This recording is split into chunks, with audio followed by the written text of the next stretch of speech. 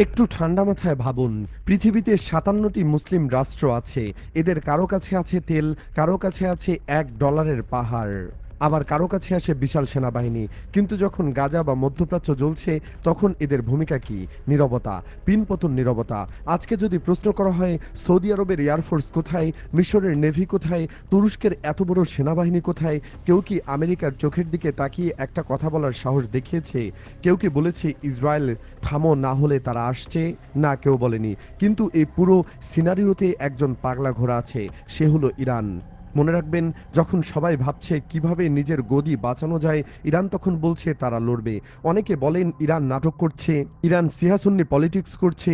যদি তর্কের খাতিরে সব পলিটিক্স মেনে নেওয়া যায়, কিন্তু দিন শেষে যে দেশটি গত ৪০ বছর ধরে আমেরিকার নিষেধাজ্ঞার চাপে পৃষ্ঠ হয়ে তাদের কারেন্সি মাটির সাথে মিশে গেছে, যাদের নিউক্লিয়ার বিজ্ঞানীদের রাস্তার মাঝখানে গুলি করে মারা হয়েছে, সেই দেশটি যখন বিশ্বের ১ নাম্বার সুপার পাওয়ার আমেরিকা এবং নিউক্লিয়ার পাওয়ার ইসরায়েলের বিরুদ্ধে এক হয়ে দাঁড়ায়, তখন তাকে কি বলা যায়? বোকামি নাকি অদম্য সাহস?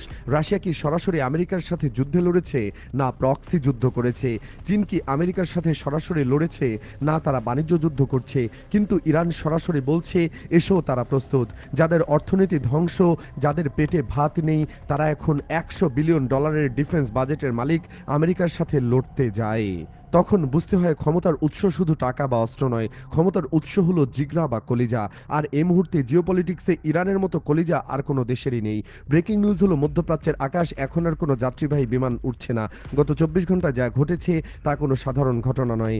এয়ার ফ্রান্স, লুথানসো, কেএলএম, ইউরোপের বাঘা বাঘা সব এয়ারলাইন্স তাদের ফ্লাইট ক্যান্সেল করেছে, বিশেষ করে রাতের ফ্লাইটগুলো। কিন্তু কেন? কারণটা খুব সিম্পল। গোয়েন্দা রিপোর্ট বলছে ইরান এবার আর ওয়ার্নিং শট খেলবে না। এবার যা হবে তা হলো অল আউট ওয়ার বা সর্বাত্মক যুদ্ধ। ইসরায়েলের বেন গুরিয়ন বিমানবন্দর এখন মৃত্যুপুরী। পাইলটরা সেখানে নামতে চাইছে না। ক্রু মেম্বাররা তেল আবিবের রাত কাটাতে রাজি নয়, অর্থাৎ বিশ্ব বুঝে গেছে ইরানের মিসাইল লঞ্চ প্যাডে এখন কাউন্টডাউন শুরু হয়ে গেছে। এই প্যাটার্নটা লক্ষ্য করুন। এরা শুধু ফ্লাইট বাতিল করেনি, এরা তাদের বিমানগুলোকে মাঝ আকাশ থেকে ঘুরিয়ে দিয়েছে। কারণ ৯৯% সম্ভাবনা হলো ইরান এবার যে হামলাটা চালাবে সেটা হবে রাতে। আর এই হামলাটা কোনো ছোটখাটো ড্রোন হামলা নয়, এটা হতে যাচ্ছে ব্যালিস্টিক মিসাইলের বৃষ্টি।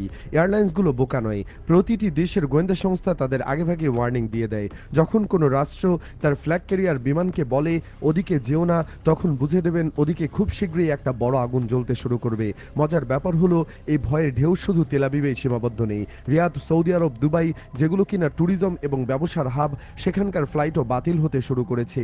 সিরিয়াসলি বলুন তো, কখনো ভেবেছেন আধুনিক বিশ্বে যেখানে স্যাটেলাইট দিয়ে মশা পর্যন্ত দেখা যায়, সেখানে পুরো একটা অঞ্চলের আকাশ ভিডিওটা ভালো লাগলে লাইক কমেন্ট করে জানাবেন।